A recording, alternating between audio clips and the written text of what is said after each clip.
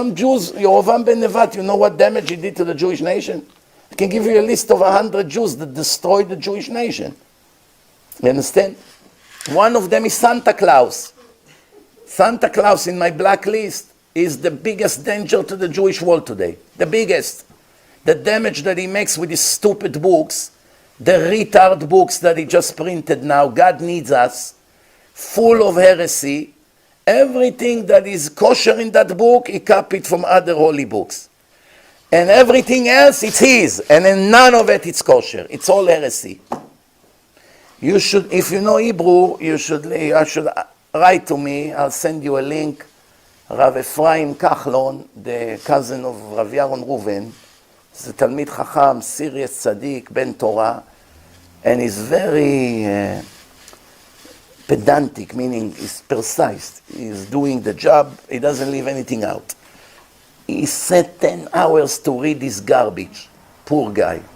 Just for that, he deserves $1 million. To read the heresy garbage of Santa Claus. And now, he said, well, people ask me, did you read the whole book or you criticize the book based on commentary you heard? And he's such an honest rabbi, so he said, you know what? They're right, I didn't read the whole book. So before you criticize a book and you say you have to dump it to the garbage and to the toilet and flush, you have to have the courtesy of saying to people, yes, I read every line in the book and I mark all the heresy over there and I can give you all the sources. He made a video, you can hear it in 2 times speed. Speaks it pretty slow. You can finish it in less than an hour if you know Hebrew, but you must hear it. Your hair will fall off from the heresy that Santa Claus writes in his book. You never heard in a history such a heretic person. Even the biggest atheists in Israel that hate the Torah so much do not speak such nonsense like him. The biggest danger. Why it's a big danger? Because he's also popular. It just shows how stupid the world became that people read such garbage and they continue to waste another minute on it. You cannot believe God needs us. He cannot complain to us. You created us. Take us as we are. We're going to do whatever we want. We don't need you. You cannot believe it. You're not going to find one Muslim that speaks like that, or Christian. Homosexuality, it's not abomination. Everything the opposite of the Torah. Everything.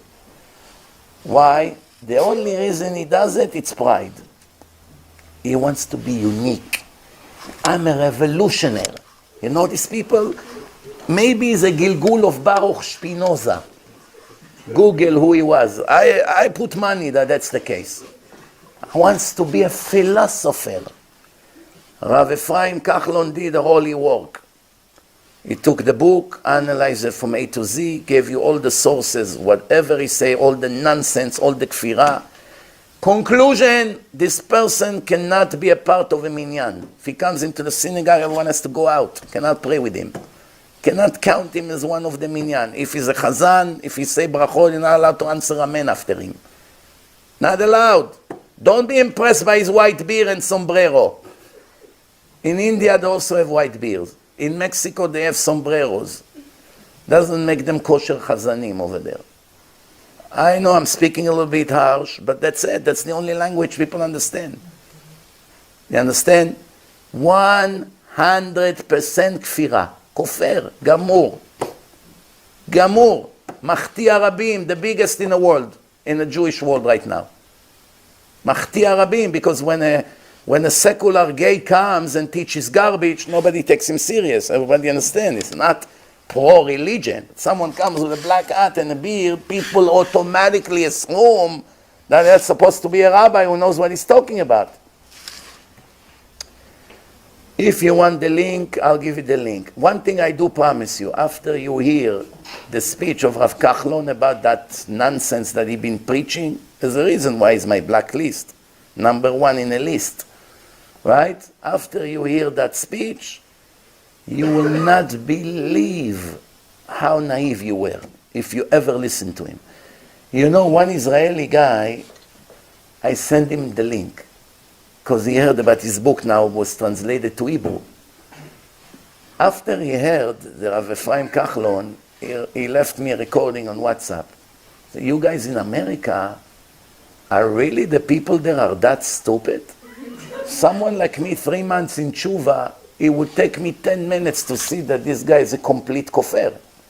How is it possible that rabbis have to waste an hour and a half of their time to read such garbage, 10 hours, and plus another hour and a half to analyze such garbage, to explain to the people that it's heresy? When someone ignorant like me understood that in 10 minutes. I have no answer. You have a good point. I don't know what's happening to the American people. The universities of New York and America clog their mind. Clog their mind, yes. Yes, just as the anathema was issued against Baruch Spinoza. Yeah. Is it possible for an anathema should be issued against this brother? Yes. If Rav Avigdor Miller would be alive today, and you take that book to him and show him, highlight some of the things he say, he would take it right away, throw it on the waste in the bathroom, and flush right away publish a letter against him. No one is allowed to stand arba amot around him. Because there was a man of God, without politics. Find me one person today that would publish that letter. I've heard enough. New arrival screams, echoing through the hallway to know that this ain't good. Once they pass them through the infierno, they don't come back. It's enough to make you go crazy. Do not think we fear you, Spirit.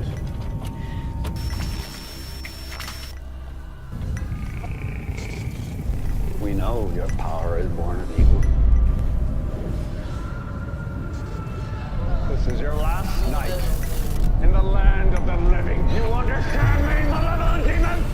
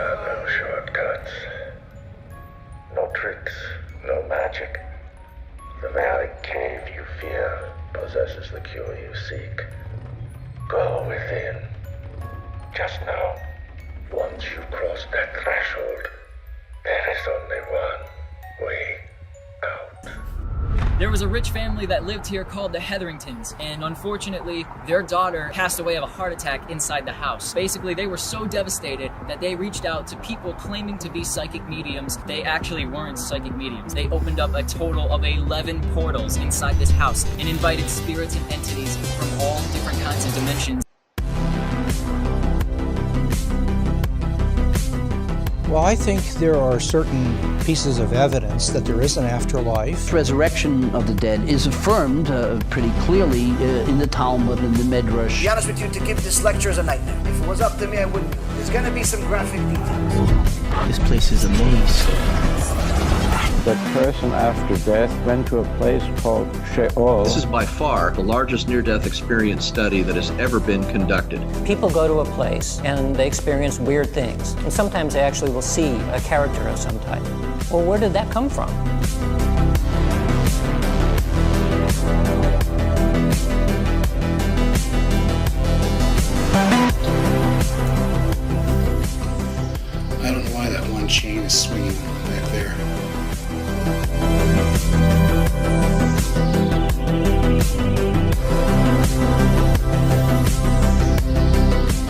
may describe feeling profoundly peaceful, seeing a bright, warm, welcoming light. Some people describe watching doctors and nurses working on them with incredible accuracy. Next thing I knew, I was above my body watching the operation. How long did you feel like you were gone? I went to a place of timelessness. And so what that means, it could have been a second, could have been 5 minutes. I don't know.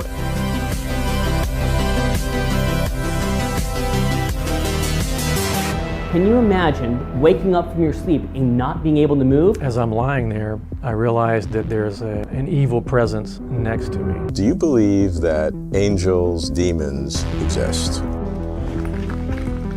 Holy shit, dude, get out of here! Oh my god, dude! Strange things keep happening. Bizarre nightmares, as if I'm on fire.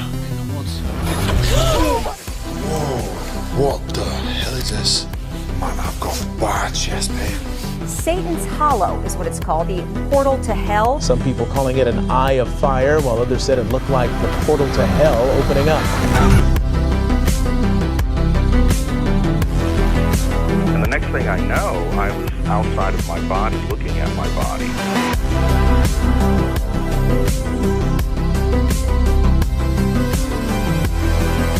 What I'm going to do is called claromancy, the art of throwing lots or throwing bones. 2,000 years of experience, passed down, recorded, of how demons work. God has them all on a leash, and he lets the leash go enough to let them tempt us, because that's what makes us spiritually stronger.